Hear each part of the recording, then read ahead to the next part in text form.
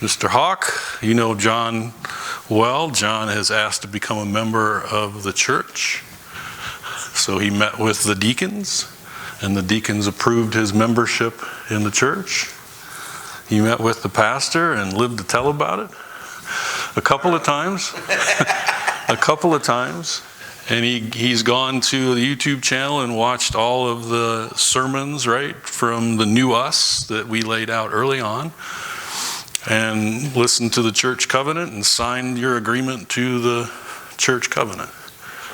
So John has petitioned for membership. Do I have a recommendation of first that we accept John as a member of the church? You can only have one hand up, not 9. First one I saw was Alice. Alice actually recommends and vouches for you, John. That should live to a permanent thing in your mind right now, right? Alice. And it was seconded by Mr. Alt, who was behind him, just because my line of sight was that way. All right. All in favor of John becoming a member, say aye. Aye. All right. Thank you, sir. Welcome to the church. Thank you. Appreciate it. You can clap for him. Hey guys, it's Pastor Geoffrey. As you just seen, John Hawke, who is with me now. Thanks for joining me, John. My pleasure. Appreciate that. Our newest member of Calvary Baptist Church. And so I wanted to have John in here for a conversation in the office and talk a little bit about, his decision to join the church and his history, really, in the church. So, John, tell us a little bit about how you got started with Calvary Baptist Church. I started out during the split of the church and seen a lot of backstabbing, and I felt that wasn't the place for me. So I ended up not attending the church as often as what I wanted, but it wasn't for me. I didn't feel God here at all. Okay. And then I talked to my mother-in-law Sylvia, and she said that Pastor Geoffrey and his wife is here now, and so I come back in one service and I felt the love and acceptance the minute I walked through the door, and the atmosphere of it was wonderful. I mean, I could feel the Spirit of the God here. So it was kind of a totally different church than when you left it. Yeah, it was night and day difference between when I left it and when I come back. Okay. So, and it's wonderful. Okay. What drew you back to Calvary Baptist Church? After the first few services, and I staying for Sunday school also, is the quality of the biblical teaching. And the sermons were taken right out of the Bible. Mm-hmm. And you felt the care and compassion with the sermons and the teachings with everything that I've experienced here as well. Mm-hmm. Okay. Well, you came back to the church in the middle of a series I was teaching called The New Us. Yes. Right. And for those of you guys who don't know, The New Us, those sermons are available on the YouTube channel. It was my understanding of what we're required, to do as a believer in Christ and how we should treat each other. And it was important for me to kind of lay the baseline of this is what the New Us, is all about. And when you become a member of the church, or you want to become a member of the church, I ask you to go through and watch all of those New Us sermons, just so you this is the baseline of how we're going to interact with one another. Right. Right. And in the past, it wasn't. No, it wasn't pleasant. No, it wasn't pleasant at all.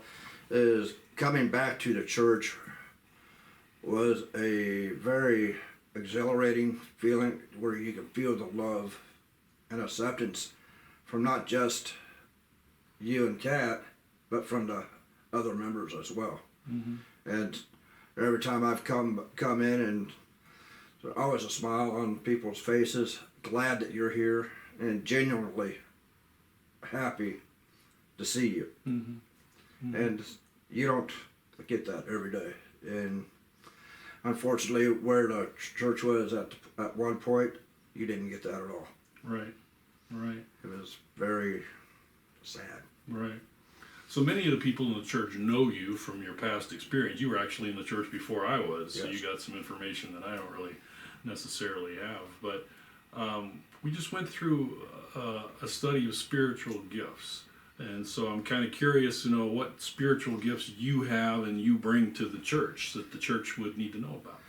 I think the biggest one that I have and I could bring to the church is helping different people and wanting to do the helping services for the church itself as well. Okay. Is I think helping people and the fellowship with them brings each other closer. But then if they don't know Christ, it gives you a chance to introduce and bring them into the church. Right. Right. Yeah, I mean, Jesus always said, serve before you speak. Right. He fed the 5,000 and then he talked. Service was first. Right. And so that's very important. Unfortunately, a lot of times we flip that around and we want to speak first and then we'll do something for somebody to give us the right answer. But it's supposed to be the reverse. Serve first, speak afterwards with that. So you think you got a lot of serving gifts. That's great. I think I do. Great to have. And especially after this past Sunday's the sermon, I got to thinking about it and praying about it, is the serving gifts, I think I do well at. Mm-hmm. Yeah. Well, we need serving gifts in the church. That's for sure. So you've been a part of Sunday morning a lot. You've also been a part of Wednesday night. Wednesday nights I've found have been a blast. Okay. And I've learned so much from the different conversations that we've had especially through Ephesians. That's one book in the Bible I didn't know much about until I started coming to the Wednesday night services.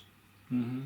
Yeah, so for those of you who don't know, we have a fellowship meal on Wednesday night. We get together and we eat together from about 6 until 7, and then we study the Bible from 7 to 8, and sometimes it goes to 8:15 or 8:30 if the questions are really good. We don't want to lose the questions in that. So you've really benefited from the teaching in Ephesians. Yes, I have. Yeah.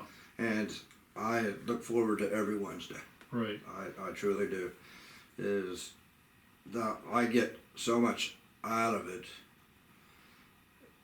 Because I go home and I'll look at my notes again, and then then I'll go back and I'll go back over what we've covered, and it makes more sense to me. And I enjoy it. I enjoy learning. So recently, I asked everybody to give me some input on what book of the Bible they wanted to study next, and you said Romans. I mean, we're talking about a pretty heated book. Why did Romans come to mind for you as a book to study next? 'Cause that's another book of the Bible that I've tried reading through by myself, and I've had a lot of questions for it. And I think if we, like on a Wednesday night, went through Romans and had our discussions like we do now, it would give me a better understanding of what is actually being said. Mm-hmm. And I think there's a lot of things in Romans that we can learn from too. Yeah. Well, Romans is the book that Martin Luther credited with his understanding of the gospel. Mm-hmm. And it's a very, it's Paul's version of the gospel. Paul says, I want to write a book that's going to cover the gospel detailed. I'm going to write a book, and it turned out to be Romans, and so that's a coming attraction. That's what we're going to do on Wednesday night in the future. We're going to look at Romans line by line, verse by verse. That may take a long time, guys. I just want to let you know. But it'll be time well spent. If you want to study that, be a part of that Wednesday night, join us, and we'll be able to do that. And I hope everybody does join us, because it's a lot of fun. It's some good food at the beginning too. There's some very good cooks in this church. Good old Baptist way. We're marketing the food now at this point in time, so awesome. Market it all. Is there anything else you would like to say to the church while we've got you on the... To the congregation itself I thank you for allowing me to join you folks. It's been a pleasure getting to know those that I didn't know, and strengthening the relationship with those that did know me before. I love you guys. I want the best for everybody, and I want the best for the church, and together we can do it. Okay. All right. Well, thank you very much for joining me, John. I appreciate it. Welcome to the church. Well, thank you. And now you have to put up with me for a long period of time. That's not hard. Okay. Appreciate Not that. hard. I appreciate it, Pastor. All right. Thanks, man. Appreciate Not a it. problem. All right. Thanks, guys, and we'll talk to you soon. Ciao.